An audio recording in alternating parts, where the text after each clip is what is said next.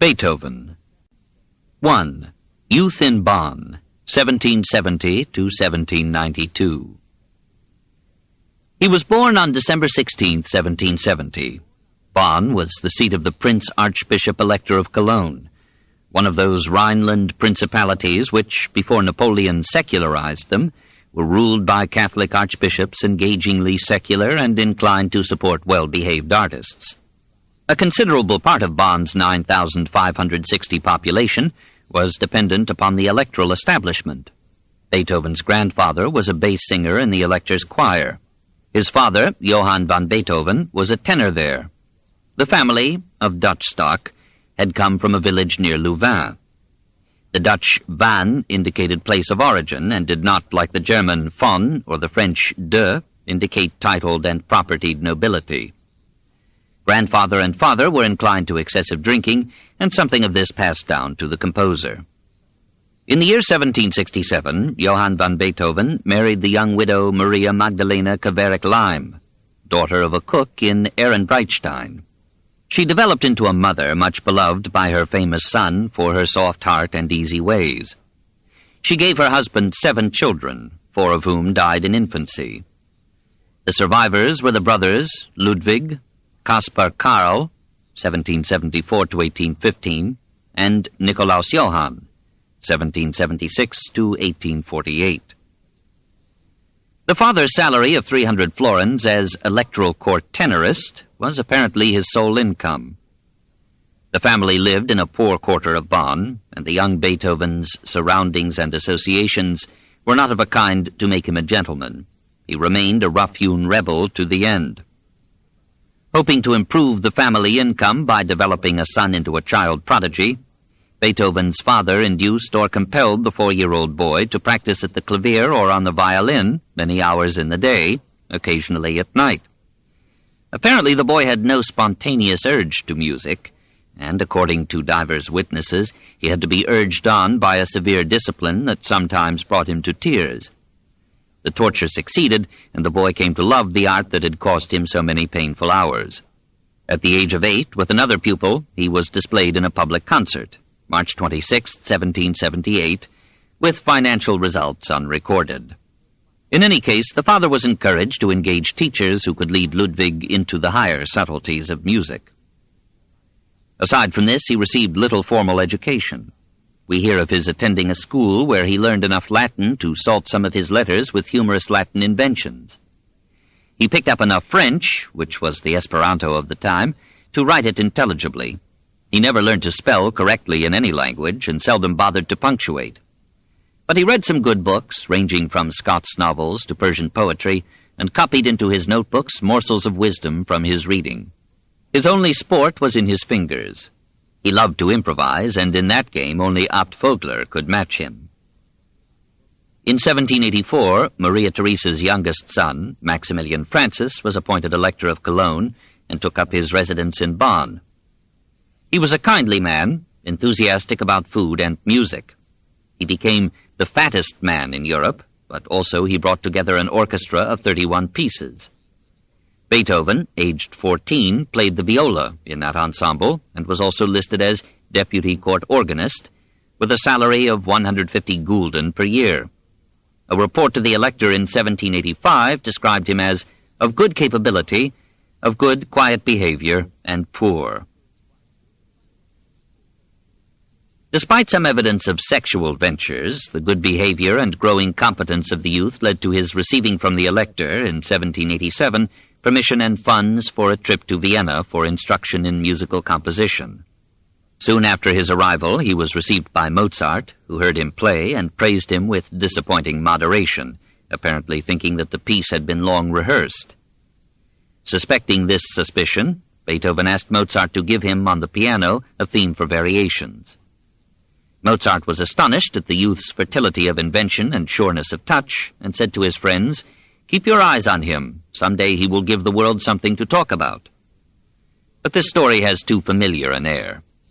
Mozart appears to have given the boy some lessons, but the death of Mozart's father, Leopold, on May 28, 1787, and news that Beethoven's mother was dying, cut this relationship short. Ludwig hurried back to Bonn and was at his mother's bedside when she died on July 17th.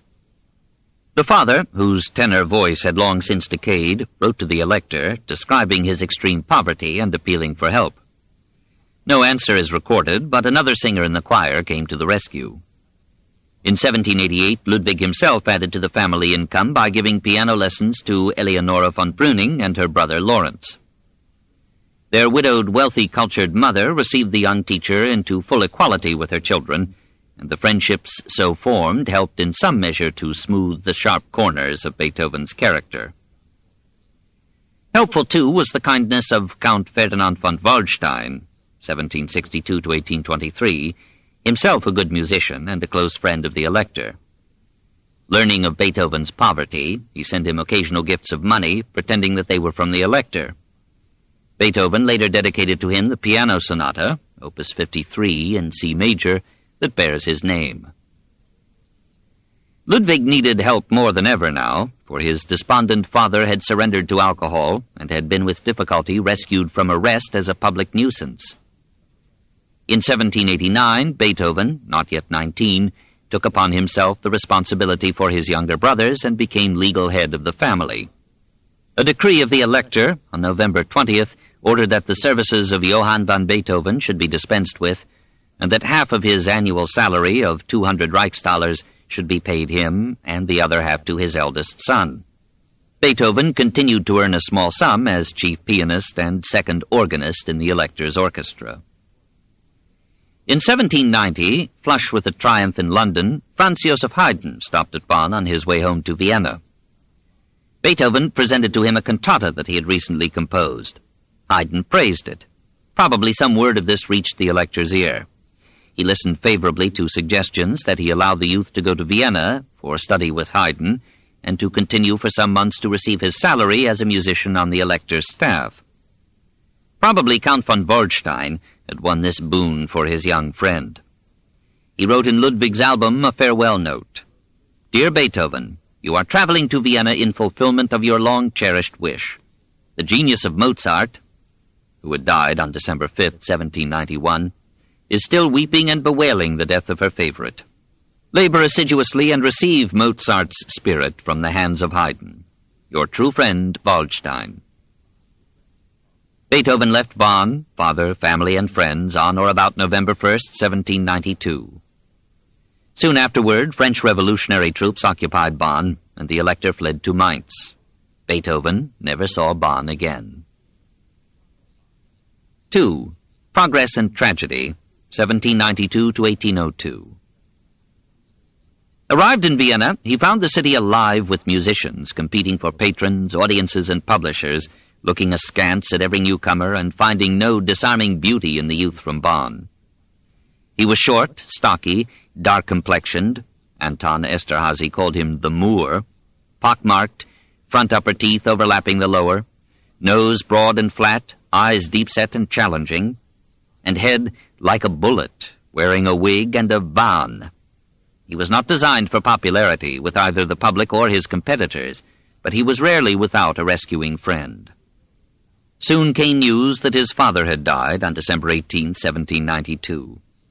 Some difficulty having developed about Beethoven's share in his father's small annuity, he petitioned the elector for its continuance.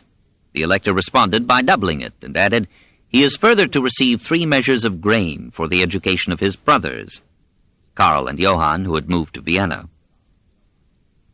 Beethoven, grateful, made some good resolutions. In a friend's album, May 22, 1793, he wrote, using the words of Schiller's Don Carlos, "I am not wicked. Hot blood is my fault.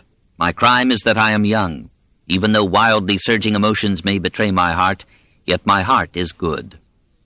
He resolved to do good wherever possible, to love liberty above all else, never to deny the truth, even before the throne. He kept his expenditures to a stoic minimum. For December 1792, 14 florins for rent, 6 florins for rent of a piano, eating each time 12 Kreutzer, meals with wine 6.5 florins. Another memorandum lists Haydn at various times as costing 2 groschen, a few cents. Apparently Haydn was asking little for his lessons. For a while, the student accepted correction humbly, but as the lessons continued, Haydn found it impossible to accept Beethoven's reported deviations from orthodox rules of composition. Toward the end of 1793, Beethoven quit his aging master and went 3 times a week to study counterpoint with a man more famous as teacher than as composer, Johann Georg Albrechtsberger. Concurrently, 3 times a week, he studied violin with Ignaz Schuppanzig. In 1795, having taken all that he felt need of from Albrechtsberger, he applied to Antonio Salieri, then director of the Vienna Opera, for instruction in composition for the voice. Salieri charged nothing to poor pupils. Beethoven presented himself as such and was accepted. All 4 of these teachers found him a difficult disciple, bursting with ideas of his own, and resenting the formalism of the musical theory offered him. We can imagine the shudders generated in Papa Haydn, who lived till 1809, by the irregularities and sonorities of Beethoven's compositions.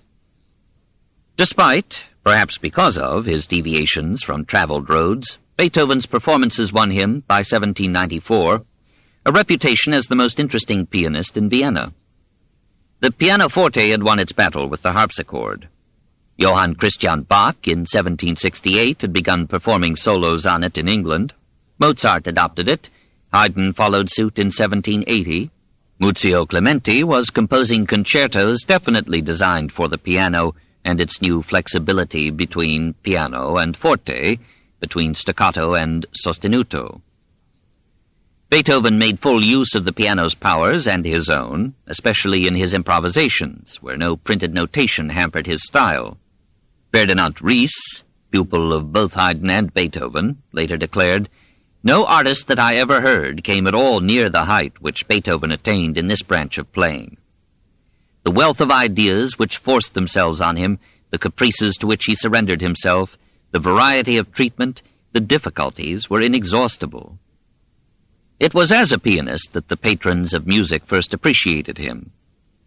At an evening concert in the home of Baron van Swieten, after the program had been completed, the host, biographer Schindler relates, detained Beethoven and persuaded him to add a few fugues of Bach as an evening blessing. Prince Karl Lichnowsky, the leading amateur musician in Vienna, so liked Beethoven that he regularly engaged him for his Friday musicales, and for a time entertained him as a house guest. Beethoven, however, could not adjust himself to the prince's meal hours and preferred a nearby hotel. The most enthusiastic of the composer's titled patrons was Prince Lobkowitz, an excellent violinist, who spent nearly all his income on music and musicians. For years he helped Beethoven, despite quarrels, and he took in good spirit Beethoven's insistence on being treated as a social equal. The ladies of these helpful nobles enjoyed his proud independence, took lessons and scoldings from him, and allowed the poor bachelor to make love to them in letters. They and their lords accepted his dedications and rewarded him moderately. So far, his fame was only as a pianist, and as such it reached Prague and Berlin, to which he made visits as a virtuoso in 1796. But meanwhile he composed. On October 21st, 1795, he published, as his Opus 1, 3 grand trios, about which Johann Kramer, after playing them, announced, "This is the man who is to console us for the loss of Beethoven." Stimulated by such praise, Beethoven wrote in his notebook, "Courage! Despite all bodily weaknesses, my spirit shall rule. This year must determine the complete man. Nothing must remain undone." In 1797, Napoleon, unseen, first came into Beethoven's life. The young general, having driven the Austrians from Lombardy, had led his army over the Alps and was nearing Vienna. The surprised capital extemporized defense as well as it could with guns and hymns. Now Haydn wrote Austria's national anthem, "Gott erhalte Franz den Kaiser, unsern guten Kaiser Franz." And Beethoven produced music for another war song, "Ein großes deutsches Volk sind wir." These spirited compositions were later to be worth many regiments, but they did not move Napoleon, who exacted a humiliating peace. A year later, General Bernadotte came to Vienna as the new French ambassador and shocked the citizens by raising from his balcony the French revolutionary tricolor flag. Beethoven, who had frankly expressed republican ideas, openly declared his admiration of Bonaparte and was often seen at the ambassador's receptions.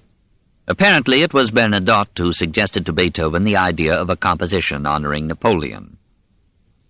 Seeking to tap nearer services, Ludwig in 1799 dedicated his Opus 13, Grande Sonate Pathétique, to Prince Lichnowsky in gratitude for favors received or hoped for. The prince responded in 1800 by putting 600 gulden at Beethoven's disposal, "until I obtain a suitable appointment." This sonata began simply, as if in humble filiation from Mozart. Then it proceeded to a difficult intricacy that would later seem simple beside the almost aggressive complexity and power of the Hammerklavier sonatas or the Appassionata. Still easy on eyes and hands were the First Symphony of 1800 and the Moonlight Sonata in C-sharp minor of 1801. Beethoven did not give the latter piece its famous name, but called it Sonata Quasi Fantasia. Apparently he had no intention of making it a love song. It is true that he dedicated it to the Countess Giulia Guicciardi, who was among the untouchable goddesses of his reveries, but it had been written for another occasion, quite unrelated to this divinity. To the year 1802 belongs one of the strangest and most appealing documents in the history of music. This secret Heiligenstadt Testament, which was not seen by others till found in Beethoven's papers after his death, is intelligible only through a frank confrontation of his character. There had been many pleasant qualities in it in his youth, a buoyancy of spirit, a fund of humor, a devotion to study, a readiness to help, and many of his Bonn friends, his teacher Christian Gottlob Nefer, his pupil Eleonora von Breuning, his patron Count von Waldstein, remained devoted to him despite his growing bitterness against life. In Vienna, however, he alienated one friend after another until he was left almost alone. When they heard that he was dying, they came back and did what they could to ease his pains. His early environment scarred him lastingly. He could never forget and never forgive the toilsome, anxious poverty or the humiliation of seeing his father surrender to failure and drink. He himself, as the years saddened him, yielded more and more to the amnesia of wine. In Vienna, his stature, 5 feet 5 inches, invited wit, and his face was no fortune, his hair thick, disheveled, bristling, his heavy beard spreading up to his sunken eyes, and sometimes allowed to grow to half an inch before shaving. "O God," he cried in 1819, "what a plague it is to one when he has so fatal a face as mine." These physical disadvantages were probably a spur to achievement, but after the first few years in Vienna, they discouraged care of his dress, his body, his rooms, or his manners. "I am an untidy fellow," he wrote on April 22, 1801. "Perhaps the only touch of genius which I possess is that my things are not always in very good order." He earned enough to keep servants, but he soon quarreled with them and seldom kept them long. He was brusque with the lowly. With the high-born he was sometimes obsequious, often proud, even arrogant. He was merciless in assessing his rivals and was rewarded by their almost unanimous dislike. He was severe with his pupils, but taught some of them without charge. He was a misanthrope, judging every man basically base, but fondly forgiving his troublesome nephew Karl and loving every pretty pupil. He gave to nature the unquestioning affection that he could not offer to mankind. He frequently fell into melancholy moods, but almost as frequently had spells of raucous jollity, with or without wine. He had an often inconsiderate sense of humor, punned at every opportunity, and invented sometimes offensive nicknames for his friends. He could laugh more readily than he could smile. He tried, through worried years, to conceal from the world the affliction that embittered his life. In a letter of June 29, 1801, he revealed it to a friend of his youth, Franz Wegeler. "For the last 3 years my hearing has become weaker and weaker. The trouble is supposed to have been caused by the condition of my abdomen, which was wretched even before I left Bonn, but has become worse in Vienna, where I have been constantly afflicted with diarrhea and have been suffering in consequence from an extraordinary disability. Such was my condition until the autumn of last year, and sometimes I gave way to despair. I must confess that I lead a wretched life. For almost 2 years I have ceased to attend any social functions, just because I find it impossible to say to people, I am deaf. If I had any other profession, I might be able to cope with my infirmity, but in my profession it is a terrible calamity. Heaven alone knows what is to become of me. Already I have cursed my Creator and my existence. I beg you not to say anything about my condition to anyone, not even to Lorcan. Eleonora von Brüning. Apparently in hopes of profiting from its sulfur baths, Beethoven spent part of 1802 in Heiligenstadt, a small village near Göttingen. Wandering in nearby woods, he saw at a short distance a shepherd playing a pipe. As he heard no sound, he realized that now only the louder sounds of an orchestra would reach him. He had already begun to conduct as well as to perform and compose, and the implications of this peasant's unheard pipe threw him into despair. He went into his room and composed, on October 6, 1802, what is known as the Heiligenstadt Testament, a spiritual will and apologia pro vita sua. Though he captioned it, For my brothers Karl and blank, Beethoven, he carefully concealed the document from all eyes but his own. It is here transcribed in its essential lines.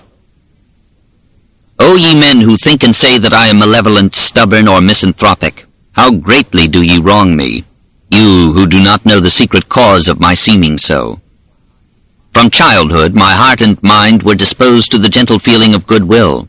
I was even ever eager to accomplish great deeds, but reflect now that for 6 years I have been in a hopeless case, aggravated by senseless physicians, finally compelled to face the prospect of a lasting malady. Born with an ardent and lively temperament, even susceptible to the diversions of society, I was compelled early to isolate myself, to live in loneliness. When I at times tried to forget all this, oh, how harshly was I repulsed by the doubly sad experience of my bad hearing. And yet it was impossible for me to say to men, speak louder, shout, for I am deaf. Ah, how could I possibly admit an infirmity in the one sense which should have been more perfect in me than in others? Oh, I cannot do it. Therefore, forgive me when you see me draw back when I would gladly mingle with you. What a humiliation when one stood beside me and heard a flute in the distance, and I heard nothing. Such incidents brought me to the verge of despair. But little more, and I would have put an end to my life. Only art it was that withheld me. Ah, it seemed impossible to leave the world until I had produced all that I felt called upon to produce. O Divine One, Thou lookest into my inmost soul, and Thou knowest it. Thou knowest that love of man and desire to do good lives therein. O men, when some day you read these words, reflect that ye did me wrong. You, my brothers Karl and blank. As soon as I am dead, if Dr. Schmidt is still alive, ask him in my name to describe my malady and attach this document to the history of my illness, so that so far as possible at least the world may become reconciled with me after my death. At the same time, I declare you two to be the heirs of my small fortune. It is my wish that your lives may be better and freer from care than I have had. Recommend virtue to your children. It alone can give happiness, not money. I speak from experience. It was virtue that upheld me in my misery. To it, next to my art, I owe the fact that I did not end my life by suicide. Farewell and love each other. With joy I hasten toward death. In the margin he wrote, to be read and executed after my death. It was not a suicide note. It was both hopeless and resolute. Beethoven proposed to accept and transcend his hardship, and bring to other ears than his own all the music that lay silent within him. Almost at once, still in Heiligenstadt, in November 1802, he composed his Second Symphony, in D, wherein there is no note of complaint or grief. Only 1 year after his cry from the depths, he composed his Third Symphony, the Eroica, and entered with it his second and most creative period. 3. The Heroic Years, 1803 to 1809. The learned musicologists who have been trailed in these hesitant pages divide Beethoven's productive career into 3 periods: 1792 to 1802, 1803 to 1816, 1817 to 1824. In the first, he worked tentatively in the simple and placid style of Mozart and Haydn. In the second period, he made greater demands upon the performers in tempo, dexterity, and force. He explored contrasts of mood from tenderness to power. He gave rein to his inventiveness in variation and to his flair for improvisation, but he subjected these to the logic of affiliation and development. He changed the sex of the sonata and the symphony from feminine sentiment and delicacy to masculine assertiveness and will. As if to signalize the change, Beethoven now replaced the minuet in the third movement with a scherzo, frolicking with notes, laughing in the face of fate. Now he found in music an answer to misfortune. He could absorb himself in the creation of music that would make the death of his body a passing incident in an extended life. When I am playing and composing, my affliction hampers me least. He could no longer hear his melodies with his physical ears, but he could hear them with his eyes, with the musician's secret ability to transfer imagined notes into spots and lines of ink, and then hear them soundless from the printed pages. Almost all the works of this period became classics, appearing through succeeding generations in orchestral repertoires. The Kreutzer Sonata, Opus 47, composed in 1803 for violinist George Bridgetower, was dedicated to Rudolf Kreutzer, teacher of the violin in the Paris Conservatory of Music. Beethoven had met him in Vienna in 1798. Kreutzer judged the piece alien to his style or mood and seems never to have played it publicly. Beethoven ranked as the best of his symphonies the Eroica, composed in 1803 to 1804. Half the world knows the story about its original dedication to Napoleon. Despite his titled friends and judicious dedications, Beethoven remained to the end of his life a resolute Republican, and he applauded the seizure and reconstitution of the French government by Bonaparte in 1799 to 1800 as a move toward responsible rule. In 1802, however, he expressed his regret that Napoleon had signed a concordat with the Church. Now, he wrote, everything is going back to the old track. As to the dedication, let an eyewitness, Ferdinand Ries, tell the tale. In this symphony, Beethoven had Bonaparte in his mind, but as he was when he was first consul. Beethoven esteemed him greatly at the time, and likened him to the greatest Roman consuls. I, as well as several of his more intimate friends, saw a copy of the Eroica score lying upon his table, with the word Buonaparte at the extreme top of the title page, and at the extreme bottom Ludwig van Beethoven, but not another word. I was the first to bring him the intelligence that Bonaparte had proclaimed himself emperor, whereupon he flew into a rage and cried out, "Is then he too nothing more than an ordinary human being? Now he will trample on all the rights of man and indulge only his ambition. He will exalt himself above all others, become a tyrant." Beethoven went to the table, took hold of the title page by the top, tore it in two, and threw it on the floor. The first page was rewritten, and only then did the symphony receive the title Sinfonia Eroica. When the symphony was published in 1805, it bore the title Heroic Symphony to celebrate the memory of a great man. It received its first public performance April 7, 1805, in the Theater an der Wien. Beethoven conducted despite his defective hearing. His style of conducting accorded with his character. Excitable, demanding, most extravagant. At a pianissimo he would crouch down so as to be hidden by the desk, and then as the crescendo increased would gradually rise, beating all the time, until at the fortissimo he would spring into the air with his arms extended as if wishing to float on the clouds. The symphony was criticized for strange modulations and violent transitions, undesirable originality, and excessive length. The critic advised Beethoven to go back to his earlier and simpler style. Beethoven winced and growled and worked on. Giving another hostage to fortune, he tried his hand at opera. On November 20th, 1805, he conducted the premiere of Leonora. But Napoleon's troops had occupied Vienna on November 13th. The Emperor Francis and the leading nobles had fled. The citizens were in no mood for opera. The performance was a resounding failure, despite the applause of the French officers in the scanty audience. Beethoven was told that his opera was too long and clumsily arranged. He shortened and revised it and offered it a second time on March 29, 1806. Again it failed. 8 years later, when the city teemed with the Congress of Vienna, the opera, renamed Fidelio, was given a third trial and achieved a moderate success. Beethoven's mode of composition had become attuned to instruments with greater range and flexibility than the human voice. The singers, however anxious to break new barriers, simply could not sing some soaring passages, and at last they rebelled. The opera is occasionally staged today, borne on the wings of the composer's fame, and with revisions that he can no longer revise. From that difficult and unrewarding experience, he passed on to one masterpiece after another. In 1805, he presented Piano Concerto in G, No. 4, Opus 58, second only to the fifth in the affection of virtuosos. He celebrated the year 1806 with the Sonata in F minor, Opus 57, later christened Appassionata, and added 3 quartets, Opus 59, dedicated to Count Andreas Razumovsky, Russian ambassador at Vienna. In March 1807, Beethoven's friends, probably to console him for the failure of his opera, organized a benefit concert for him. There he conducted his symphonies No. 1, 2, and 3, the Eroica, and his new symphony No. 4 in B-flat, Opus 60. We are not told how the audience bore up under this surfeit. In 1806, Prince Miklos Nikolaus Esterházy commissioned Beethoven to compose a mass for the name day of his wife.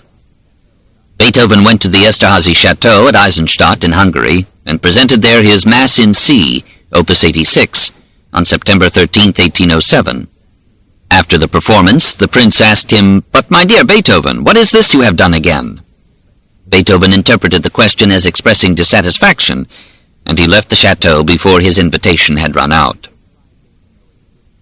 He signalized 1808 with 2 symphonies now known throughout the world, Symphony No. 5 in C minor, and the 6th or Pastoral Symphony in F.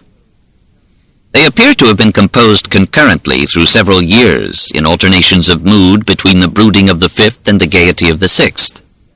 Fitly, they received their premiere together on December 22, 1808. Frequent repetitions have lessened their charm, even for old music lovers. We are no longer moved by fate knocking at the door or birds warbling in the trees. But perhaps the fading of our enchantment is due to the lack of musical education that might have equipped us to follow with appreciation and pleasure the logic of thematic contrasts and developments, the cooperation of counterpoint, the playful rivalry of different instruments, the dialogue of winds and strings, the mood of each movement, the structure and direction of the whole. Minds are differently molded, some to feelings, some to ideas. It must have been as hard for Hegel to understand Beethoven as for Beethoven, or anyone, to understand Hegel. In 1808 to 1809, he composed the Piano Concerto No. 5 in E-flat, Opus 73, known as The Emperor. Of all his works, this is the most lovable, the most enduringly beautiful, the one of which we never tire. However often we have heard it, we are moved beyond words by its sparkling vivacity, its gay inventiveness, its inexhaustible fountains of feeling and delight. In this concerto, a man rising triumphantly out of apparent disaster wrote an ode to joy far more convincing than the stentorian chorus of the Ninth Symphony. Perhaps the happiness of the Emperor Concerto and the Pastoral Symphony reflected Beethoven's increasing prosperity. In 1808, he had been engaged as piano teacher by Archduke Rudolf, the youngest son of the Emperor Francis. So began a friendship that often helped the increasingly discreet Republican. In 1808, he received a flattering offer from Jérôme Bonaparte, King of Westphalia, to come and serve as Kapellmeister in the royal choir and orchestra at Kassel. Beethoven agreed to fill the post at 600 gold ducats per year. Apparently, he still had some faith in his dying years. When word spread that he was negotiating with Kassel, his friends protested against what they called disloyalty to Vienna. He answered that he had toiled there for 16 years without receiving a secure position. On February 26, 1809, the Archduke sent him a formal agreement by which, in return for Beethoven's remaining in Vienna, he would be guaranteed an annual sum of 4,000 florins, of which Rudolf would pay 1,500, Prince Lobkowitz 700, and Count Kinsky 1,800. In addition, Beethoven might keep whatever he earned. He accepted and stayed. In that year, 1809, Papa Haydn died, and Beethoven inherited his crown. 4. The Lover. Having achieved economic stability, he returned to his lifelong quest for a wife. He was a warmly sexual man. Presumably he found a variety of outlets, but he had long felt the need for a permanent companionship. In Bonn, according to his friend Wegeler, he was always loving. In 1801 he mentioned to Wegeler, "A dear sweet girl who loves me and whom I love." This is generally supposed to have been his 17-year-old pupil, Countess Julia Guicciardi. However, she married Count Gallenberg. In 1805, Beethoven centered his hopes upon the widowed Countess Josephine von Thym, to whom he sent a passionate declaration. "Here I give you a solemn promise that in a short time I shall stand before you more worthy of myself and of you. Oh, if only you would attach some value to this. I mean to founding my happiness by means of your love. Oh, beloved Josephine, it is no desire for the other sex that draws me near to you. It is just you, your whole self, with all your individual qualities. This has compelled my regard. This has bound all my feelings, all my emotional power to you. You make me hope that your heart will long beat for me. Mine can only cease to beat for you when it no longer beats." Apparently, the lady turned to other prospects. 2 years later, Beethoven was still appealing to be admitted to her presence. She did not reply. In March 1807, he paid such devout attentions to Madame Marie Bigot that her husband protested. Beethoven sent "Dear Maria, dear Bigot," a letter of apology, declaring, "It is one of my chief principles never to be in any other relationship with the wife of another man than that of friendship." On March 14, 1809, expecting to be in Freiburg, he wrote to Baron von Gleichenstein, "Now you can help me to look for a wife. Indeed, you might find some beautiful girl at Freiburg who would perhaps now and then grant a side to my harmonies. If you do find one, please form the connection in advance. But she must be beautiful, for it is impossible for me to love anything that is not beautiful, or else I should have to love myself." But this was presumably one of Beethoven's jokes. More serious was his affair with Teresa Malfatti. She was another of his pupils, daughter of a distinguished physician. A letter to her of May 8, 1810, has some of the air of an accepted lover. On May 2nd, Beethoven had sent an urgent request to Wegeler, then at Koblenz, to go to Bonn and locate and send him the composer's baptismal certificate. "For I have been said to be older than I am." Wegeler complied. Beethoven made no acknowledgment, and in July, Stefan von Breuning wrote to Wegeler, "I believe his marriage project has fallen through, and for this reason he no longer feels the lively desire to thank you for your trouble." Till his 40th year, he insisted that he had been born in 1772. The baptismal certificate gave his birth year as 1770. After his death, 3 letters were found in a locked drawer, which are among the most tender and fervent love letters in history. They were never sent. As they name, no year, and no address, they remain a mystery that has produced its own literature. The first letter, dated July 6th in the morning, tells of Beethoven's hectic 3-day trip from Vienna to a woman in an unstated place in Hungary. Some phrases. "My angel, my all, my very self. Can our love endure except through sacrifices, except through not demanding everything? Can you change it that you are not wholly mine, I not wholly thine? O God, look out into the beauties of nature and comfort yourself with that which must be. Love demands everything. We shall soon surely see each other. My heart is full of many things to say to you. Ah, there are moments when I feel that speech is nothing after all. Cheer up, remain my true, my only treasure, my all as I am yours. Your faithful Ludwig." The second and much briefer letter is dated evening, Monday, July 6th, and ends, "O God, so near, so far, is our love not truly a celestial edifice, firm as heaven's vault?" The third letter, "Good morning, on July 7th. Though still in bed, my thoughts go out to you, meine unsterbliche Geliebte, my immortal beloved. Now and then joyfully, then sadly, waiting to learn whether or not fate will hear us. I can live only wholly with you, or not at all. Yes, I am resolved to wander so long away from you until I can fly to your arms and say that I am really at home. Send my soul enwrapped in you into the land of spirits. O God, why is it necessary to part from one whom one so loves? And yet my life in Vienna is now a wretched life. Your love makes me at once the happiest and the unhappiest of men. At my age I need a steady, quiet life.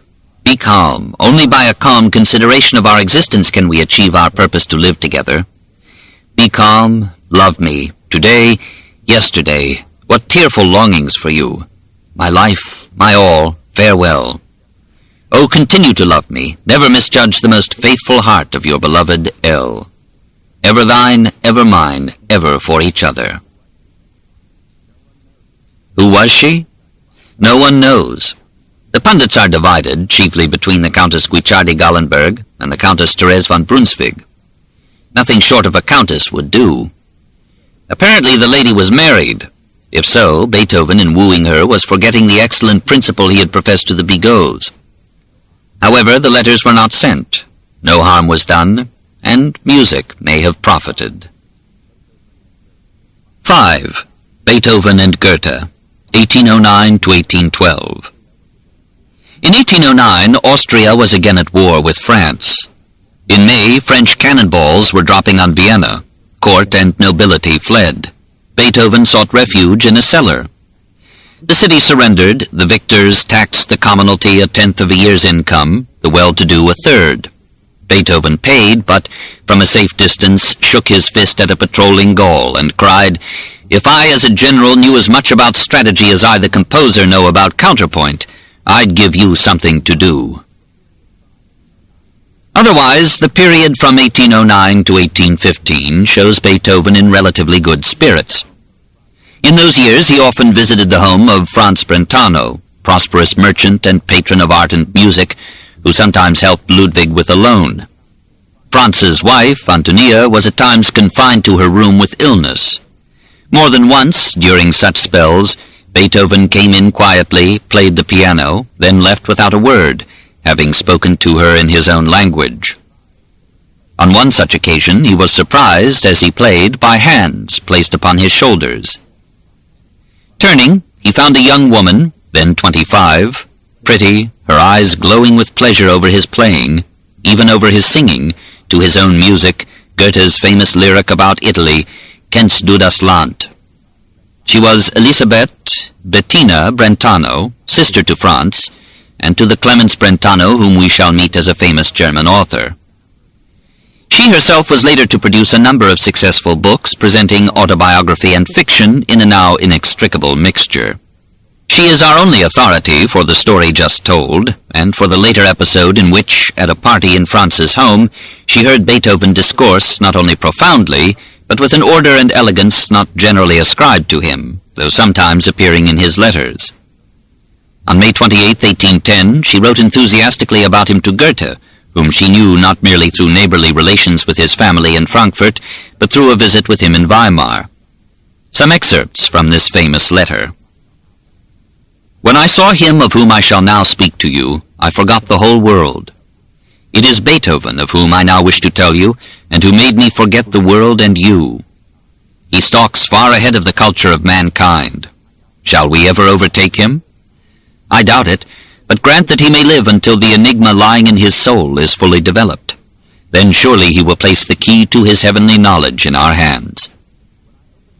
He himself said, "When I open my eyes I must sigh, for what I see is contrary to my religion, and I must despise the world which does not know that music is a higher revelation than wisdom and philosophy, the wine which inspires one to new generative processes.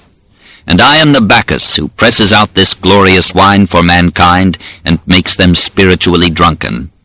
I have no fear for my music. It can meet no evil fate.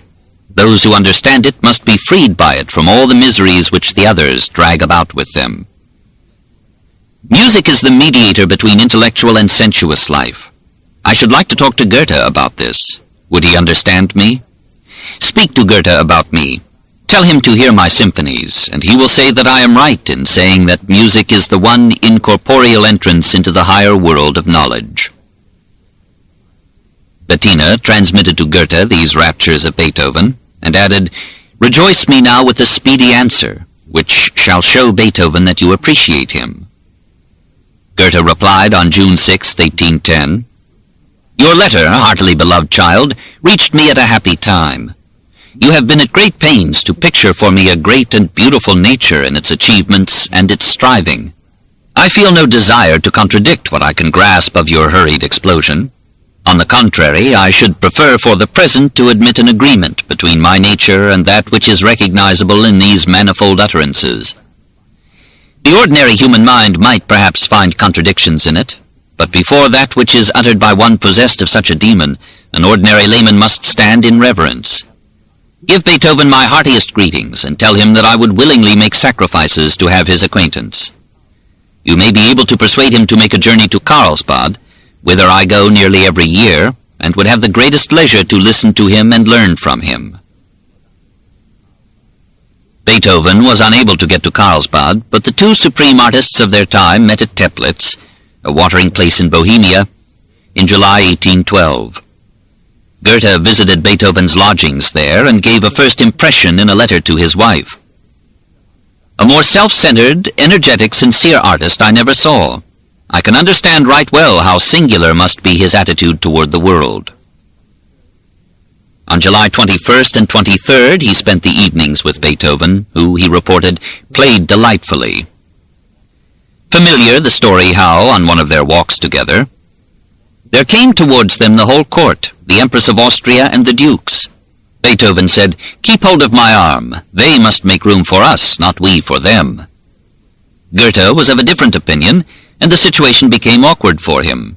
He let go of Beethoven's arm and took a stand at the side with his hat off, while Beethoven, with folded arm, walked right through the dukes and only tilted his hat slightly while the dukes stepped aside to make room for him, and all greeted him pleasantly. On the other side he stopped and waited for Goethe, who had permitted the company to pass by him where he stood with bowed head. "Well," Beethoven said, "I've waited for you because I honor and respect you as you deserve, but you did those yonder too much honor." This was Beethoven's account, according to Bettina, who adds, "Afterward Beethoven came running to us and told us everything." We do not have Goethe's account. Perhaps we should be skeptical, too, about the story, variously and inconsistently related, that when Goethe expressed vexation at interruptions of their conversation by greetings from passers-by, Beethoven answered him, "Do not let them trouble, Your Excellency. Perhaps the greetings are intended for me." Dubious as they sound, both stories harmonize with authentic expressions in which the two geniuses summarized their meetings. On August 9th, Beethoven wrote to his Leipzig publishers, Breitkopf and Hertel, "Goethe is too fond of the atmosphere of the court, more so than is becoming to a poet." On September 2nd, Goethe wrote to Karl Zelter, "I made Beethoven's acquaintance in Teplitz. His talent amazed me. Unfortunately, he is an utterly untamed personality, not altogether in the wrong in holding the world to be detestable, but who does not make it any the more enjoyable either for himself or for others by his attitude. He is very excusable, on the other hand, and much to be pitied, as his hearing is leaving him, which perhaps mars the musical part of his nature less than the social. He is of a laconic nature, and will become doubly so because of this lack." 6. The Last Victories, 1811 to 1824. Wherever he went, he composed. In 1811, he gave final form to Opus 97 in B-flat, a trio for piano, violin, and violoncello, and dedicated it to the Archduke Rudolph, whence its name. It is one of his brightest, clearest, cleanest works, least confused by profusion, almost statuesque in its organic form. His last appearance as a performer was at the piano in a presentation of this classic in April 1814. He was now so deaf that he had lost the proper adjustment of hand and pedal pressure to musical intent. Some of the fortissimi drowned out the strings, while some pianissimi were inaudible. In May 1812, while Napoleon was massing 500,000 men for death in Russia, Beethoven issued his Seventh Symphony, which, less often performed, seems now to wear better than the Fifth or the Sixth. Here is a somber dirge for lost greatness and shattered hopes, and here too is tenderness for fading but cherished loves, and a quest for understanding and peace. As its funeral march was an unwitting 1812 overture to Napoleon's disaster in Moscow, so its premiere, on December 8, 1813, was contemporary with the collapse of Napoleon's power in Germany and Spain. The enthusiastic reception of this symphony gladdened for a time the aging pessimist, who continued to produce masterpieces that for him had to be like those on Keats's Grecian urn, ditties of no tone. The Eighth Symphony, written in October 1812, first performed on February 27, 1814, was not so well received. The master had relaxed and had decided to be playful. It did not quite accord with the mood of a nation watching its fate daily hanging on the fortunes of war. But now we may delight in the jolly, prancing scherzando, whose persistent punctuation apparently made fun of a recent invention, the metronome. The most successful of Beethoven's compositions was Die Schlacht von Vittoria, offered in Vienna on December 8, 1813, to celebrate the battle in which Wellington had definitely destroyed French power in Spain. The news brought tardy satisfaction to the Austrian capital, which had been repeatedly humiliated by the apparently invincible Corsican. Now, for the first time, Beethoven became really famous in his adopted city. The music, we are told, hardly deserved its triumph. Die Schlacht war schlecht. Its subject and success made Beethoven popular with the dignitaries who, in 1814, attended the Congress of Vienna. The composer forgivably took the opportunity to organize a benefit concert for himself. The imperial court, resplendent with victory, offered him the use of its spacious Redoutensaal. Beethoven sent personal invitations to the notables of the Congress. 6,000 persons attended, and Beethoven was enabled to hide a substantial sum to cushion his future and his nephews. On November 11, 1815, his brother Karl died, after bequeathing a small sum to Ludwig and appointing him co-guardian with the widow of an 8-year-old son, Karl. From 1815 to 1826, Beethoven carried on in letters and the courts a searing contest with widow Theresia for control of Karl's movements, education, and soul. Theresia had brought Karl Sr. a dowry and a house, but had lapsed into adultery. She confessed to her husband, who forgave her. Beethoven never forgave her, and considered her unfit to guide Karl's development. We shall not follow that quarrel in its wearing length and sordid details. In 1826, Karl, torn between mother and uncle, tried to kill himself. Beethoven finally acknowledged the failure of his loving rigor. Karl recovered, joined the army, and took care of himself reasonably well. With the year 1817, Beethoven passed into the final period of his creative life. Long a revolutionist in private politics, he now made open war against classic norms, welcomed the Romantic movement into music, and gave to the sonata and the symphony a looser structure that subordinated the old rules to a rampant freedom of emotional and personal expression. Something of the wild spirit that had spoken in France through Rousseau and the Revolution, in Germany through Sturm und Drang, in young Goethe's Werther's Leiden, and young Schiller's Die Räuber, then in the poems of Tieck and Novalis, in the prose of the Schlegels, in the philosophies of Fichte and Schelling. Something of all this came down to Beethoven, and found rich soil in his natural emotionalism and individualistic pride. An old system of law, convention, and restraint collapsed in art as in politics, leaving the resolute individual free to express or embody his feelings and desires in a joyful bursting of old rules, bonds, and forms. Beethoven mocked the masses as asses, the nobles as impostors, their conventions and courtesies as irrelevant to artistic creation. He refused to be imprisoned in molds fashioned by the dead, even by such melodious dead as Bach and Handel, Haydn and Mozart and Gluck. He made his own revolution, even his own terror, and made his Ode to Joy a declaration of independence even in expectation of death. The three Hammerklavier sonatas formed a bridge between the second period and the third. Even their name was a revolt. Some angry Teutons, tired of Italian domination in the language and income of music, had proposed using German instead of Italian words for musical notations and instruments. So the majestic pianoforte should discard that Italian word for low and strong, and be called Hammerklavier, since the tones were produced by little hammers striking strings. Beethoven readily accepted the idea and wrote Sigmund Steiner, manufacturer of musical instruments, on January 13, 1817, instead of pianoforte, Hammerklavier, which settles the matter once for all. The most remarkable of the Hammerklavier sonatas is the second, Opus 106, in B-flat, written in 1818-19 as a Grosse Sonata für das Hammerklavier.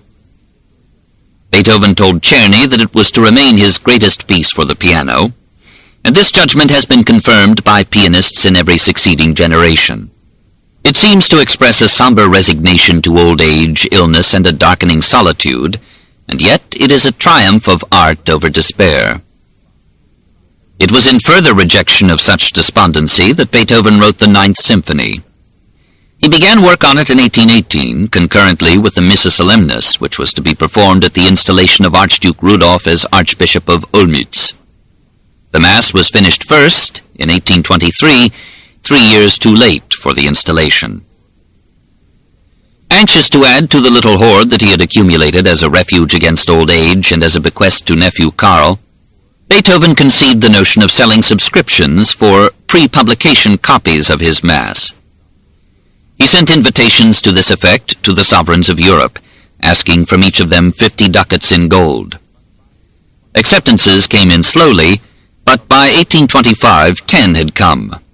From the rulers of Russia, Prussia, France, Saxony, Tuscany, the princes Golitsyn and Radziwill, and the Cecilia Association of Frankfurt. The Missa Solemnis is generally held to have justified its long gestation and the strange bartering of its finished form.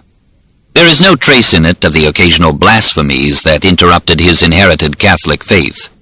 Each moment of the liturgy is interpreted with concordant music, and through it all is audible the dying man's desperate faith, written by him in the manuscript score at the outset of the Credo. God above all, God has never deserted me. The music is too powerful to be an expression of Christian humility, but the dedicated concentration of each part and phrase and the sustained majesty of the whole make the Missa Solemnis the fit and final offering of a great flawed spirit to an incomprehensible God. In February 1824 he completed the Ninth Symphony. Here his struggle to express his final philosophy, the joyful acceptance of man's fate, broke through all the trammels of classic order, and the impetuous monarch let the pride of his power carry him to massive exaltations that sacrificed the old god order to the young god liberty. In the profusion of shattered altars, the themes that should have stood out as pillars to the edifice disappeared from all but esoteric view. The phrases seemed unduly insistent and repeated. An occasional moment of tenderness or calm was overwhelmed by a sudden fortissimo flung as if in rage at a mad and unresponsive world. Not so, a great scholar replies. There is, in this apparent embarrassment of riches, an extreme simplicity of form, underlying an elaboration of detail which may at first seem bewildering until we realize that it is purely the working out, to its logical conclusions, of some ideas as simple and natural as the form itself. Perhaps the master deliberately abandoned the classic effort to give lasting form to mortal beauty or veiled significance. He confessed his surrender and frolicked in the unregulated wealth of his imagination and the lavished resources of his art. In the end, he recaptured some flair of youthful defiance and enshrined in music that ode of Schiller's, which was not really to mere joy, but rather to joyful war against despotism and inhumanity. Fronting kings in manly spirit, though it cost us wealth and blood, crowns to naught save noblest merit, death to all the liar's brood. With his culminating masterpieces now complete, Beethoven longed for an opportunity to present them to the public. But Rossini had so captivated Austria in 1823, and Viennese audiences were now so enamored of Italian melody, that no local impresario dared risk a fortune on two compositions so difficult as the Missa Solemnis and the Choral Symphony. A Berlin producer offered to present them. Beethoven was about to agree when a combination of music lovers, led by the Lichnowsky family, alarmed at the thought of Vienna's outstanding composer being forced to go to a rival capital for the premiere of his latest and most prestigious works, agreed to underwrite their production at the Kärntner Theatre. After hard bargaining on all sides, the concert was given on May 7, 1824, before a crowded house and with a stoic program. An overture, the consecration of the house, 4 parts of the Missa Solemnis, and the Ninth Symphony, with a stentorian German chorus to crown it all. The singers, unable to reach the high notes prescribed, omitted them. The Mass was received solemnly, the symphony with enthusiastic acclaim. Beethoven, who had been standing on the platform with his back to the audience, did not hear the applause and had to be turned around to see it. 7. Commedia Finita, 1824 to 1827. He quarreled with Schindler and other friends about the small share, 420 florins, they gave him of the 2,200 taken at the concert. He charged them with cheating him. They left him solitary now, except for the occasional presence of his nephew, whose attempt at suicide in 1826 topped the inspired bear's cup of grief. It was in those years that he wrote the last 5 of his 16 quartets. The spark for these labors had come in 1823 from the offer of Prince Nikolai Golitsyn to pay any sum demanded for 1, 2, or 3 quartets to be dedicated to him. Beethoven agreed for 50 ducats each. Those 3, Opuses 127, 130, and 132, and Opuses 131 and 135, constitute the terminal quartets whose mysterious strangeness has ensured their fame. Opus 130 was privately played in 1826 to the avowed delight of the listeners, except that the performers found the 4th movement beyond their powers. Beethoven wrote a simpler finale. The rejected movement is now offered as Grosse Fuge, Opus 133, which a Beethoven scholar bravely interprets as expressing the composer's final philosophy. Life and reality are composed of inseparable opposites, good and evil, joy and sorrow, health and sickness, birth and death, and wisdom will adjust itself to them as the inescapable essence of life. Most highly praised of the 5, and considered by Beethoven to be his greatest quartet, is Opus 131 in C-sharp minor, finished on August 7, 1826. Here, we are told, the mystical vision is most perfectly sustained. Heard again recently, it seemed to be a long, weird wail, the pitiful moaning of a mortally wounded animal. The last of the 5, Opus 135, states a motto for its final movement. Muss es sein? Must it be? And gives the answer, Es muss sein. On December 2nd, 1826, racked by a tearing cough, Beethoven asked for a doctor. 2 of his former physicians refused to come. A 3rd, Dr. Wawruk, came and diagnosed pneumonia. Beethoven took to his bed. His brother Johann came to watch over him. Nephew Karl, with Beethoven's blessing, left at the call of the army. On January 11th, Dr. Wawruk was joined by Dr. Malfatti. He prescribed frozen punch to help the patient sleep. Beethoven relished the liquor in it and abused the prescription. Dropsy and jaundice developed. Urine collected in Beethoven's body instead of being excreted. Twice he was tapped to release the fluid. He compared himself to a geyser. Resolved to make no use of the bank shares, totaling 10,000 florins, which he had hidden for Karl, and faced by rapidly rising expenses, Beethoven wrote on March 6, 1827, to Sir George Smart of London, "What is to become of me? What am I to live on until I have recovered my lost strength and can again earn my living by means of my pen? I beg you to exert all your influence to induce the Philharmonic Society to carry out their former decision to give a concert for my benefit. My strength is not equal to saying anything more." The Society sent him £100 as an advance on the receipts of the proposed concert. By March 16th, the physicians agreed that Beethoven had not long to live. They and brother Johann asked his consent to summoning a priest. "I wish it," he answered. His occasional bouts with God had been forgotten. His letter of March 14th shows him ready to accept whatever God in his divine wisdom might decree. On March 23rd, he received the last sacrament, apparently in a docile mood.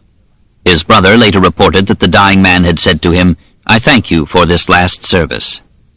Soon after the ceremony, Beethoven said to Schindler, "Commedia finita est," referring apparently not to the religious service, but to life itself. The phrase was used in the classic Roman theater to announce the end of the play. He died on March 26, 1827, after 3 months of suffering. A few moments before his death, a flash of lightning illuminated the room, followed by a sharp clap of thunder. Aroused, Beethoven raised his right arm and shook his clenched fist, apparently at the storm. Soon thereafter, his agony ended. We shall never know what that last gesture meant. The post-mortem examination revealed the complex of internal disorders that had darkened his life and his temper. The liver was shrunken and diseased. The arteries of the ears were clogged with fatty particles, and the auditory nerves were degenerated. The pains in the head, indigestion, colic, and jaundice, of which he frequently complained, and the deep depression which gives the key to so many of his letters, would all follow naturally from the chronic inflammation of the liver and the digestive derangements to which it would give rise. Probably his love of walking and the open air had moderated these ailments and had given him most of the painless hours in his life. His funeral was attended by 30,000 persons. Hummel, the pianist, and Kreutzer, the violinist, were among the pallbearers. Schubert, Czerny, and Grillparzer were among the torchbearers. The tombstone bore only the name Beethoven and his dates of birth and death.